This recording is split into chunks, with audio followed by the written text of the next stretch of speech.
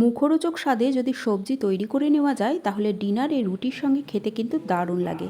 এর জন্য তেল গরম করে কালো জিরে, একটু পেঁয়াজ, সাথে রসুন কুচি অ্যাড করতে হবে, মানে ভেজে নিতে হবে। কাঁচা লঙ্কা কুচিও অ্যাড করবেন। একটু লবণ দিয়ে পেঁয়াজটা বেশ নরম করে ভেজে নেবেন।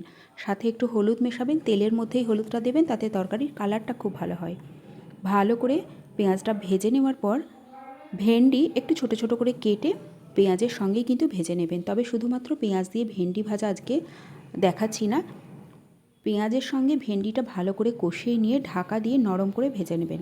ভেন্ডি যখন বেশ কিছুটা নরম হয়ে যাবে, হাতের চাপে দেখবেন ভেন্ডি ভেঙে যাচ্ছে, তখন টমেটো কেচাপ মিশিয়ে দেবেন।